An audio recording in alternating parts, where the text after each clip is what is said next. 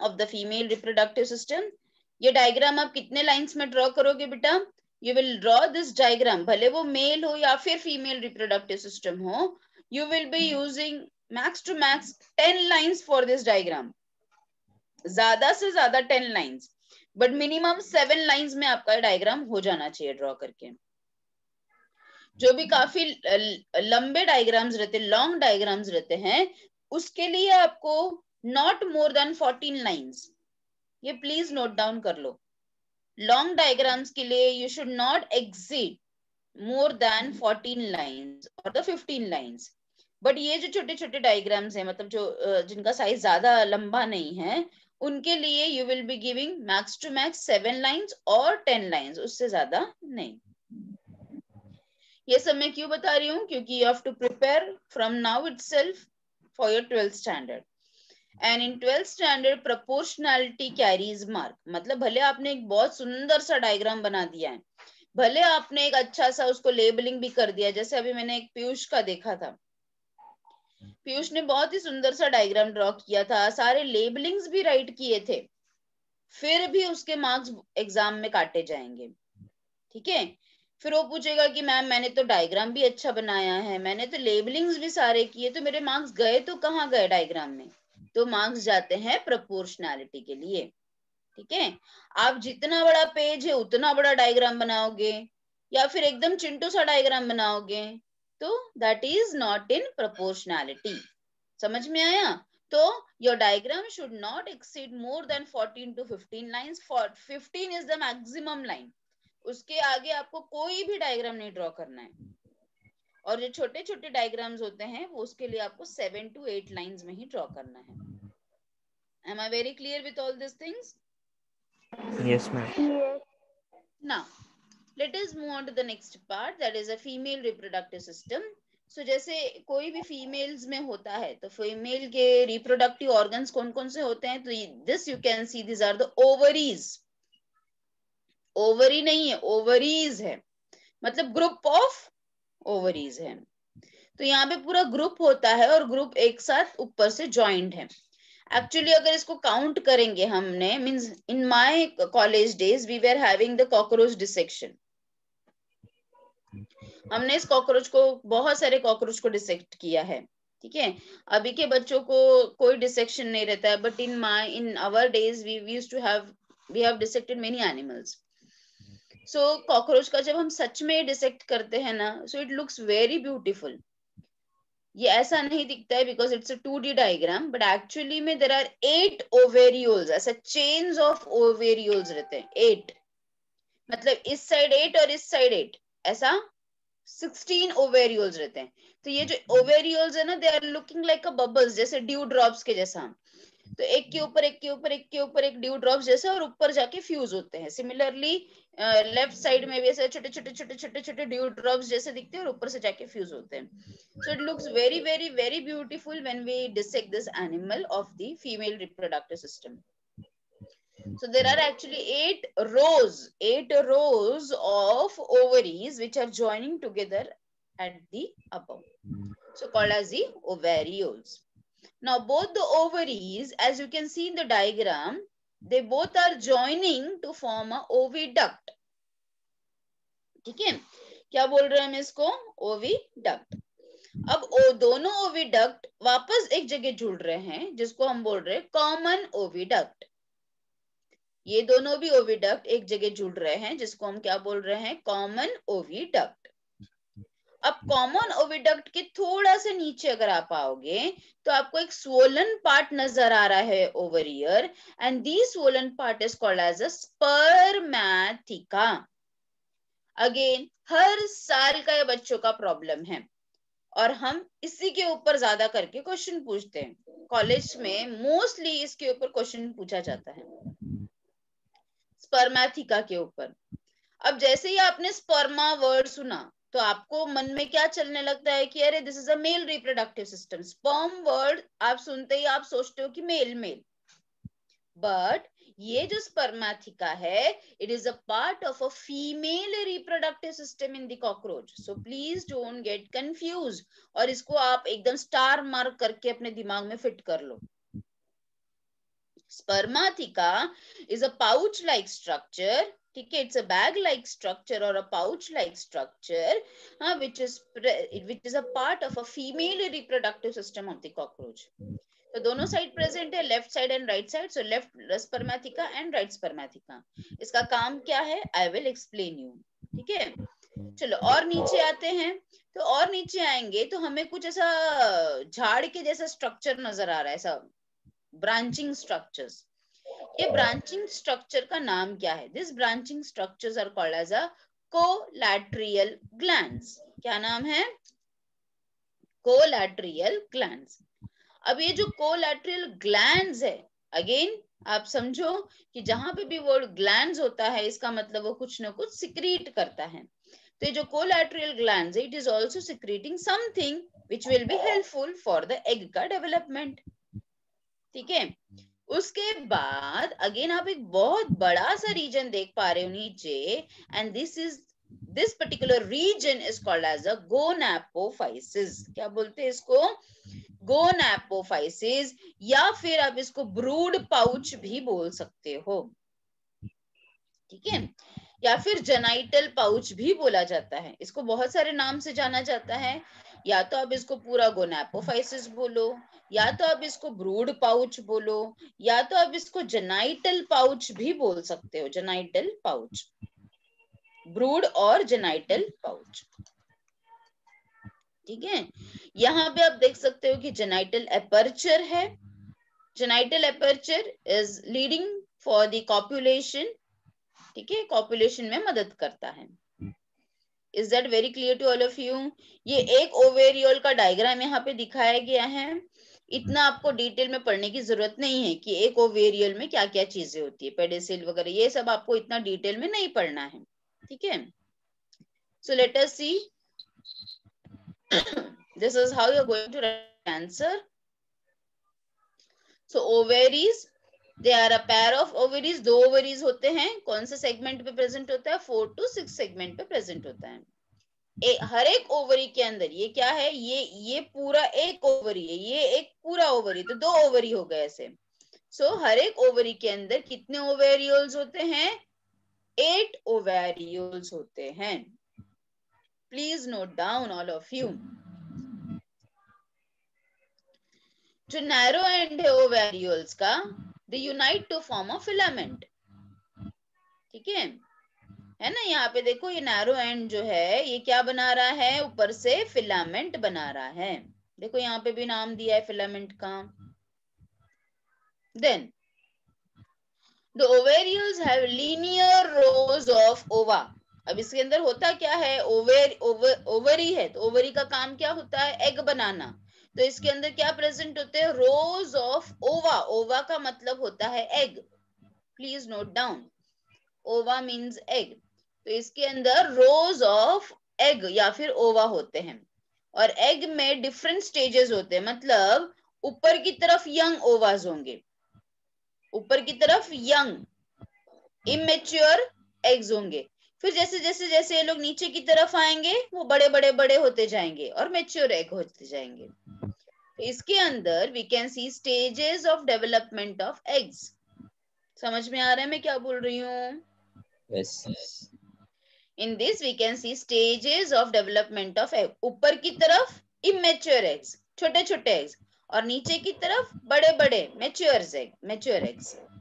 So therefore it has been told that ovarioles के अंदर हमें rows of ova देखने के लिए मिलते हैं, but at different stages of development. जो basal part है ovariole का वो ट्यूब के जैसा है and it is called as a pedicel. अब ये पेडिसिल ज्वाइन होंगे टू फॉर्म द ओविडक्ट. ये जो है ये नीचे वाला पार्ट, जो नैरो वाला पार्ट है, इसको पेडिसिल कहा जाता है. और ये पेडिसिल ज्वाइन होके क्या बनेगा? ये देखो, आप देख सकते हो यहाँ पे पेडिसिल है. ठीक है, ये ओवरी का पार्ट है, ओवरी का पेडिसिल ज्वाइन होता है और क्या बनना आता है? Oviduct. Again left and right oviduct, they join to form a common oviduct. अभी आपने देखा था, left and right oviduct they join to form a common oviduct. इसी कॉमन ओविडक्ट को वजाइना भी बोला जाता है. which opens into the genital chamber. Is that clear? Yes. Okay.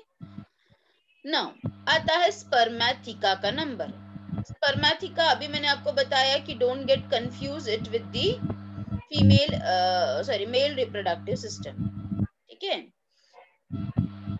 Spermatheca का काम क्या है? नाम से पता चल रहा है. पूनम सरोज,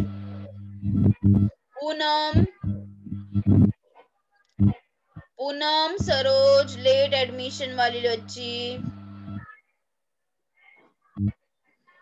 यस पूनम.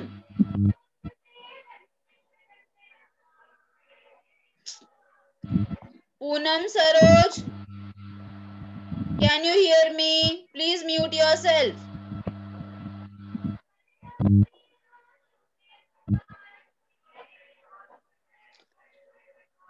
ये क्या लगा कि बस चले जाते हैं क्या इधर उधर घूमने?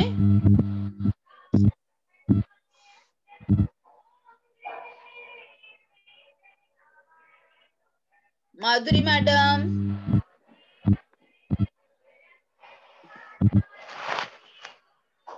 माधुरी मैडम,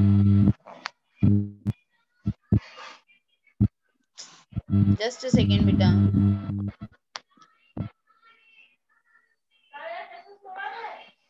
सो कहाँ रही हो यार? सो कहाँ रही हो? अभी जस्ट ले. Poonam Saroj. Yes miss. Hello madam. हाँ, ये पूनम सरोज करके लड़की है ना, इसको मैं कब से आवाज दे रही हूँ और उसने अनम्यूट करके रखा और मैं यहाँ से म्यूट भी नहीं कर पा रही हूँ. हाँ, Poonam Saroj unmute yourself. Yes miss. आप सो रही हो क्या? On your video. Telling was the about the spermatheca. Spermatheca में as the name suggests, as I have told you just now, spermatheca का काम क्या होता है? Storage of sperm. ठीक है. सो स्पर्मेथिका का काम है जब भी कॉप्युलेशन होता है, ठीक है, मेल क्या डिपॉजिट करता है? स्पर्मेटोफोर्स. अभी आपको पता है कि स्पर्मेटोफोर्स क्या है. स्पर्मेटोफोर्स का मतलब होता है बंडल ऑफ स्पर्म. ठीक है. तो मेल आफ्टर कॉप्युलेशन जो मेल है वो स्पर्मेटोफोर फीमेल के वजाइना में डिपॉजिट करता है.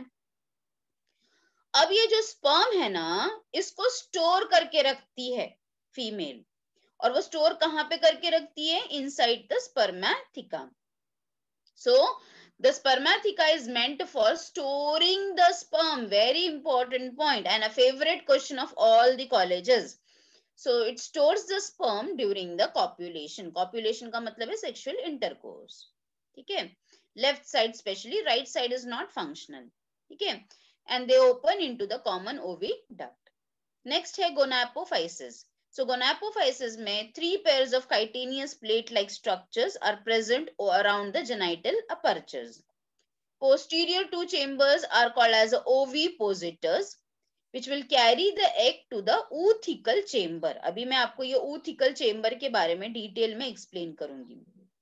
ठीक है. Now this is very important. This part, process of reproduction, is very important. अच्छा, मैंने आपको कोलैटरल ग्लैंड के बारे में नहीं बताया. कोलैटरल ग्लैंड का काम क्या होता है बेटा? It helps in the formation. It is a paired gland. आप देख सकते हो दोनों साइड ग्लैंड्स हैं और ये ऊथिका बनाने में मदद करता है. ऊथिका क्या है अभी मैं आपको एक्सप्लेन करूंगी. सो प्रोसेस ऑफ रिप्रोडक्शन कैसे होता है? तो सबसे पहला स्पर्म जो है वो ट्रांसफर होता है in the form of spermatophores. Spermatophores के फॉर्म में ट्रांसफर किया जाता है. स्पर्मेटोफोर का मतलब होता है sperm bundle. Their egg case are encased in capsule which are called as a ootheca. मतलब क्या? स्पर्मेटोफोर्स अब कहाँ आ गया? स्पर्मेथिका में आ गया. अब जैसे जैसे एग डेवलप होते जाएगा ना, ठीक है, जैसे जैसे एग डेवलप होते जाएगा, ये स्पर्मेथिका में तो स्पर्म प्रेजेंट है, जैसे जैसे एग नीचे डेवलप होते जाएगा ये स्पर्म निकल निकल के उसको फ्यूज करते जाएगा। ठीक है, अब ये जो जाइगोट बना है, एग एग आया, स्पर्म आया, फ्यूज हुआ, जाइगोट बना। अब ये जो जाइगोट है ना, it is been covered in a capsule and that capsule is called as the ootheca। उस कैप्सूल को हम ootheca बोलते हैं। Is that very clear to all of you? ootheca किसको बोलते हैं? Yes, मैं वापस रिपीट कर रही हूँ, ootheca किसको बोलते हैं बेटा? आफ्टर फर्टिलाइजेशन, फर्टिलाइजेशन होने के बाद जो जाइगोट है वो एक कैप्सूल में, कैप्सूल मतलब एक कवरिंग में कवर हो जाता है, जिसको हम बोलते हैं ootheca। Is that clear? Yes Yes. or no? Yes. Okay, now अब ये जो ootheca है ये कैसे बनता है? तो ootheca ये कोलैटरल ग्लैंड, जो अभी मैंने आपको बताया, कोलैटरल ग्लैंड के सिक्रीशन से ये ootheca मतलब ये कैप्सूल या फिर कवरिंग बनता है। ootheca को आप एग केस भी बोल सकते हो, एग का केस, केस मतलब डब्बा। Yes, it can also be called as a egg case. मैं जो जो पॉइंट्स आपको बोल रही हूँ प्लीज नोट डाउन, अभी इसमें नहीं लिखा है आगे, you please note down about the ootheca।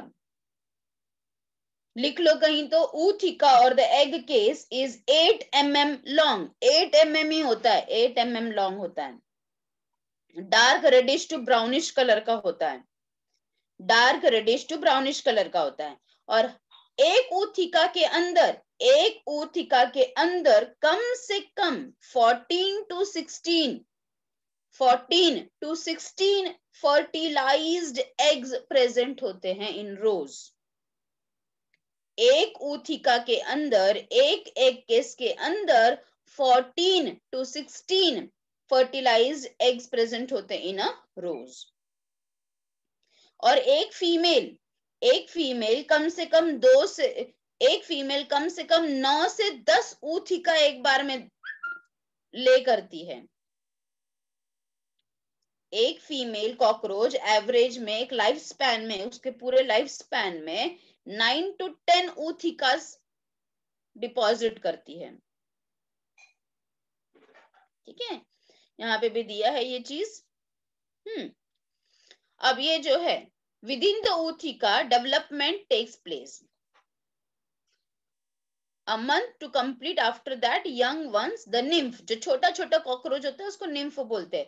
मतलब ये समझो, आप इमेजिन करो लाइक अ एग, एग केस है ना, लाइक अ एग, तो एग फूटेगा, ये ootheca फूटेगा, उसमें से छोटे छोटे छोटे छोटे कॉकरोच आएंगे जिसको बोला जाता है nymph।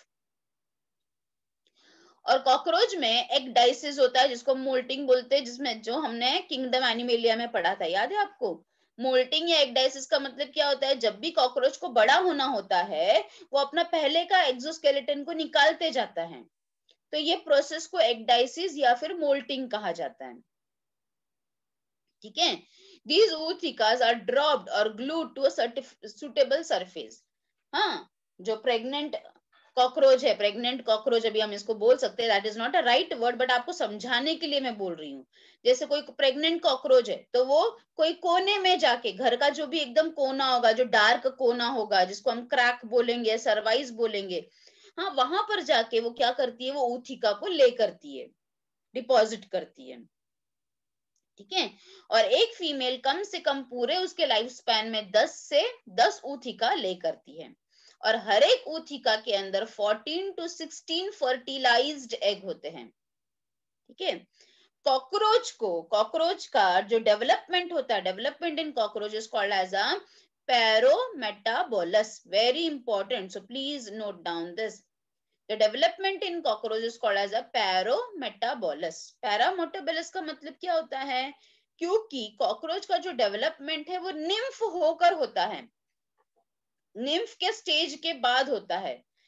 जैसे ootheca के अंदर एग, फर्टिलाइज जाइगोट, फिर उसके बाद निम्फ बनेगा। वो निम्फ का मतलब है कॉकरोच जैसा ही दिखेगा पर एकदम छोटा सा रहेगा।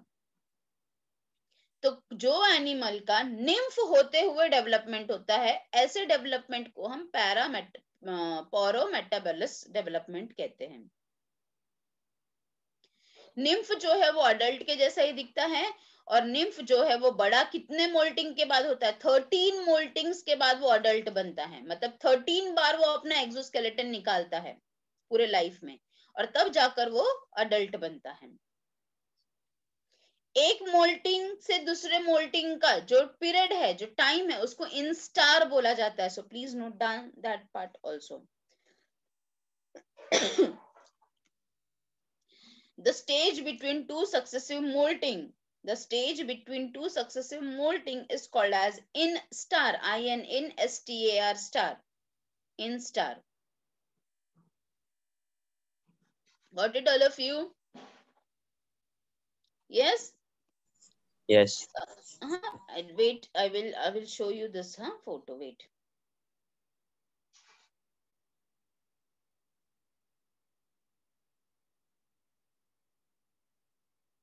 Wait, it's हो रहा है वो.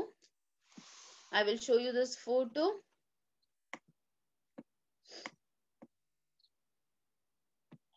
कि how the nymph वगैरह डेवलप होता है.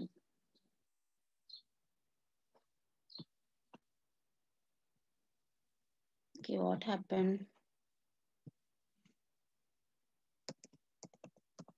Can you all see the screen? Yes, ma'am. Can Yes, you all ma'am. see this Google page ना? Yes. Yes. देखो, अभी आप देख सकते हो ये वाला पार्ट, ये देखो फीमेल जो है वो डिपॉजिट कर रही है ये ऊथिका. कभी आपने देखा ये वाला ऊथिका एक केस देखा है? देखो ये वाला अच्छा फोटो दिख रहा है, बड़ा Assam. Where I am moving the cursor, can you see this part? Yes, all of you can see. Yes. Just coming, Yes. हाँ, just wait. वो डिपॉजिटर देखो ये वाला, ऐसा वाला देखा है कभी किसी ने? बहुत ही छोटा सा होता है, 8 mm का होता है. अभी मैंने आपको थोड़ी देर पहले बताया कि बस 8 mm का होता है. Now this are the nymph. देखो मैं आपको दिखा रही हूँ, देखो ये निम्फ है. ये वाले साइड में देखो, राइट साइड में मैं कर्सर जहां पे मूव कर रही हूँ, देखो ऊथिका में से कितने सारे निम्फ बाहर आ रहे, छोटे छोटे छोटे छोटे. तो ये एक भी ऊथिका बहुत ही खतरनाक है. अगर हमें हमारे घर में गलती से ये एक ऊथिका आ गया तो इतने सारे कॉकरोच हमारे घर में आ जाएंगे. ठीक है, you know that cockroach is a pest, है ना? कॉकरोच एक क्या है? पेस्ट है. तो I hope you must have cleared with this. This is the ootheca का this part. Now for extra thing you must be knowing that कि cockroach को जो है चाइना वगैरह में ग्रो किया जाता है. Do you know that cockroach को चाइना में ग्रो किया जाता है? इनफैक्ट आपको भी पहले डिसेक्शन वगैरह था कॉकरोच का. पहले के बच्चों को कॉकरोच का डिसेक्शन था, बट अगेन हम कॉकरोच को कुछ ज्यादा ही मारते हैं, इसकी वजह से वो बंद कर दिया, गवर्नमेंट ने बैन कर दिया उसके बारे में. ठीक है, पर चाइना में अगर आप देखोगे ना तो China produces about 6 billions of cockroach. You can search about it on the Google. ठीक है, China about 6 billions of cockroach बनाता है. Yes, no doubt थोड़ा बहुत खाने के लिए बनाता है. और दूसरा चीज जो है, it has been said that कुछ chemicals which are been produced by the cockroach are being used for treating the stomach cancer. ठीक है, तो कॉकरोच तो वैसे पेस्ट है, वैसे तो बहुत ही नुकसानदायक है, बट कुछ ऐसा साइंटिफिक लोगों ने स्टडी करके पता किया है कि it is believed that cockroach can be used to prepare a medicine. ठीक है, हम कॉकरोच का इस्तेमाल किस लिए कर सकते हैं? मेडिसिन बनाने के लिए, to prevent the stomach cancer. ठीक है, साथ में cockroach can also be used to treat the compost waste. Compost का वेस्ट, क्योंकि आपको मालूम है कि कॉकरोच क्या है? ओमनीवरस है. ओमनीवरस मतलब कुछ भी खा सकता है वो, कुछ भी. ठीक है, in fact when we were in the college, हम जब कॉलेज में ब्रीड करते थे, we were used to breed cockroach, तो हम उनको क्या देते थे खाने के लिए? ये टिश्यू पेपर देते थे, भिगा कर पानी लगाकर टिश्यू पेपर देते थे, so that they will feed on that. Means वो लोग कुछ भी खा सकते हैं, कुछ भी खा के जिंदा रह सकते हैं. ठीक है, and no doubt cockroach carries many of the diseases also. बहुत सारे डिजीज को भी वो कैरी करता है, इसलिए घर में कॉकरोच रहना is not at all good. ठीक है ना, क्योंकि वो बहुत सारे बीमारियों को कैरी करता है। चलो, anyone is having any sort of doubt? अभी किसी को कुछ डाउट है? Anyone is having any doubt, you can ask me बेटा, और I will give you this part, the reduced part. किसी को कुछ डाउट है ये लेसन का? With that your lesson has been completed. Hello ma'am. हाँ बोलो बेटा। मैम आपने बताया था कि 14 से 15 लाइंस का वो डायग्राम बनाना है, हाँ तो उसमें वो लाइन मार के हम उसके अंदर डायग्राम बना सकते हैं ना? हाँ हाँ हाँ, क्यों नहीं बेटा, क्यों नहीं। हाँ वही था। Thank you.